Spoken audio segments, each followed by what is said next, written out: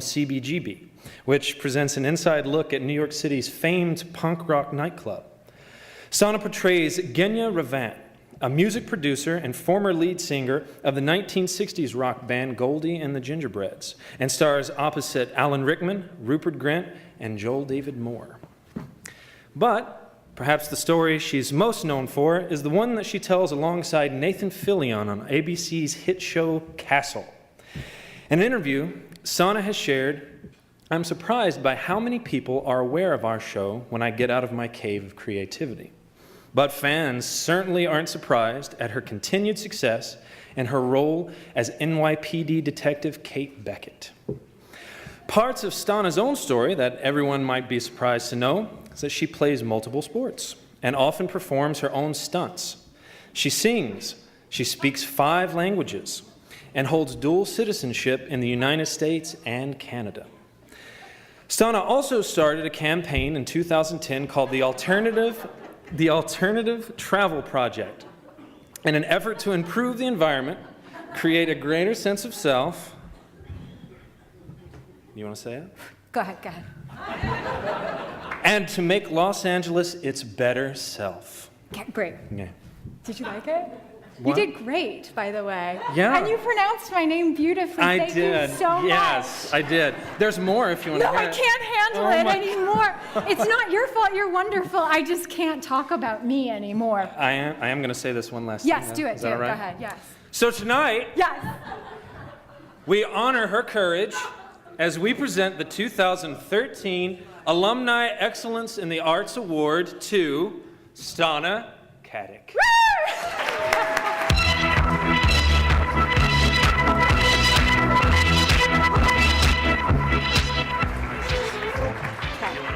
Yes, thank you. That's very sweet. Can you hold it for me now? I will hold it for you. Thank you so much. My fellow artists and students of life, thank you for letting me be here today. I was actually one of the fortunate recipients of a scholarship that Nights Like Tonight support during my studies at the theater school. For me, it was the Chicago Drama League scholarship that set up a platform on which I could continue my studies in the arts. And trust me, I was depending on this scholarship to be able to continue studies. So I was so grateful when that actually came through. And it was huge, my studies here. When I began at the theater school, I was coming from a traditional academic background. I had finished what essentially amounted to a pre-law studies with a focus on international economics and affairs. So is a life trajectory aimed at foreign service or aimed into some international consumeristic monster corporation? Not that I don't work for one right now. So changing to the arts was a major paradigm shift. And in some ways, I don't know if I was aware of or understood all of the tools that I was being offered at the time. And that's kind of how I feel about education, especially education, the education that I got at the theater school. Mind you, I was like, I'd get stuff, but I wasn't always like, hey man, just teach me, I'm totally open, So I was a little thick. They had to really dig in deep. The point is that I felt kind of like the school was a situation in which they said, hey, here's a grab bag of tools that we have. We are a bunch of experts. We've been doing this thing for a long time, and you're going to find yourself in a series of different situations where any of these tools might work. So just get familiar with them, and maybe something will be useful down the line. And when I say thick, what I'm trying to say is that initially it was difficult for me to understand an education that wasn't result-oriented or centered on competition. I mean, you go to business school, you go to pre-law, that's the deal. So much of what I learned at school really only made sense afterwards, which I kind of wish wasn't the case. I can't tell you how many times in my paid career I have wished for a moment to take a quick movement class with Betsy, or a voice class with Claudia, yoga with Gabriel, scene study with Jim, Rick, Ann. I mean, the list goes on. And sometimes I think to myself when I'm in the middle of like a scene, I say, oh, that's what they were talking about. Dang it. Why didn't I get it at 8:30 in the morning after an all-nighter studying monologues or performing in a black box? Speaking of black box, when I was here, we weren't allowed to do any theater on the side. Is that still the case? Yes. I'm going to share a story. And there's only one other person who's possibly in the room that might know about this, but much like Voldemort, they will remain unnamed. Now, for all of the people that are still students out there, this is my disclaimer. I am not encouraging this behavior. I swear to God, I'll be quicker than I have been. But point is I got this gig at a local black box, totally against school policy, totally resulting in possible expulsion. And I figured, you know what? It's not going to hurt anyone. I'm a first year. I'm not in the mix for casting yet. Who's going to know? So anyway, it's opening night, and of course I find out that while I'm in the dressing room prepping to go out there, one of my professors is in the audience. So in addition to having normal opening night jitters, I'm overcome with this nauseating sense of academic and career doom. And the performance went off without a hitch, but I wasn't aware of it at all. And on the rare occasion that I actually dared to look out into the audience, I didn't see the professor who shall not be named. So after the show was done, I thought to myself, maybe she didn't show. Maybe I escaped torture and punishment. Maybe the planets conspired to give him or her some sort of spontaneous, non-fatal allergic reaction to shellfish, thereby saving my scofflaw self from certain disaster. Yes! Anyway, basically I had that night to lull myself to sleep with that thought before the hour of enlightenment came and before I would be walking through the school halls straight into the professor who shall not be named's classroom. First class of the next day. Awesome.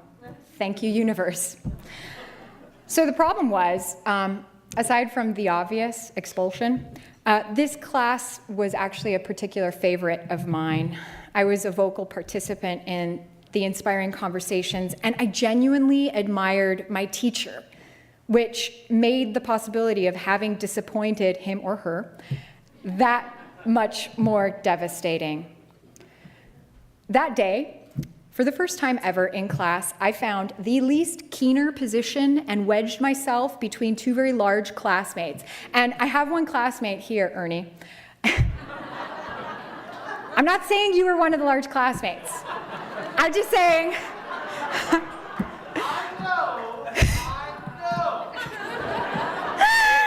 I'm just saying I sat between two people so I could be unseen and unheard as I suffered through the class.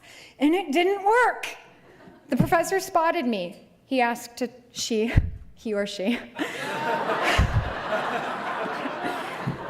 asked to chat after class in his or her office. Anyway, as we would have it, we were talking about the era of the Greeks. And in the thick of talking about Antigone. So for those of you that are unfamiliar with Antigone, it's basically an ancient play about a young woman who disobeys the king and gets killed for disobeying the king. Oh, God. So, an hour and a half of Antigone, and let me tell you, the professor who shall not be named laid it on thick, while managing to find the one sliver of a standing position in which all of his or her pointed commentary would laser through my large classmates and land directly in my lap. At least that's the way it felt on my end. After class, in the discomfort of my professor's office, professor shut the door, began a very serious private discussion. I saw you last night. Silence. I realized at that point that my belly button was very interesting. I tried to focus on my belly button. I thought a lot about my belly button. The professor said, "You do know it's not allowed." "Yes," I mumbled. Silence. "Why did you do it?" "Because I love it." That was the first time all day that I actually looked into my professor's face, and I saw a pair of twinkling, impish eyes staring back at me, and there was something in my professor's grin that was thoroughly enjoying the comedy of life and enjoying my obvious suffering. And most probably it was because my professor knew that she was never going to tell on me. Thank you, God. If you are out there, if you know this professor, thank you. Thank you for not ratting me out. You were one of the many gifts that I have had that has led me to this place right here, right now. If it wasn't for you, I never would have had to do those journal entries for Gabriel, our yoga guru, who pointed out how many times in my journal I wrote, "I think," and had me go back and re-explore my five senses through "I feel," encouraging me to listen to a subtler, intuitive part of myself. Again, paradigm shift. If it wasn't for you and others at this school like you, I wouldn't have gotten to do mask work on Imogen and explore what it meant to be a phoenix. We're studying Shakespeare in our movement class, using his metaphors to explore movement through animal references he makes for his characters. I mean, it was incredible. We had foxes, fish, snakes, monkeys, all of us working on monologues in this open movement room. And my character was compared to a phoenix, which is great, but I mean, it's difficult to find on YouTube. And what's interesting is in the months leading up to this classroom exercise, I was having these vivid dreams. I was writing abstruse poetry about these dreams. There was something that was shifting, something was evolving or mutating, perhaps. And whatever it was, I didn't have a conscious awareness of it. One recurring dream that I had was that I was inside of my body, aware of myself, and at the same time I was outside viewing my being objectively. And in this dream, my ribs were cracking open on the sides. And as I was taking a breath, I was lifting my arms, and through my ribs, these wings that were attached to my arms were unfolding. Anyway, when I went to study a phoenix, I was looking for some kind of characteristic that I could use in movement class, something that I could use to play with the fish and the fox and the other creatures. And what I got was little in the way of behavior. I got a lot in the way of symbology: rebirth, resurrection, regeneration, renewal. I was undergoing a mental and physical paradigm shift through which I was redefining my life's course, my entire way of seeing and interacting with the world. I was unfolding, if you will, through the guidance and expertise of the professors and students here at this school. There was a new chapter in my life that was beginning, and it's led me here. So, almost done, I swear to God. Recently, I got to play the part of Lenore Kendall. She's a Love Generation poetess. And she said the following, and she talks about poetry, and I don't think that it's exclusive to poetry, because poetry is art. Life is art. Acting, directing, writing, lighting, Paul Miller, is art.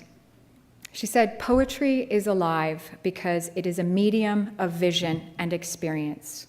It is not necessarily comfortable. It is not necessarily safe. When a poet censors his vision, he no longer tells the truth as he sees it. This results in an artificial limitation imposed on an art whose direction is beyond the limits of the conceivable. There are no barriers to poetry or prophecy. By their nature, they are barrier breakers, bursts of perception, lines into infinity." I thank all of the faculty and students here that were part of guiding my path into this sandbox of truth seekers, barrier breakers, and scofflaws. And I look forward to playing with each one of you. You guys have given me a huge gift in life by having a hand in the continuing evolution of my being. Thank you.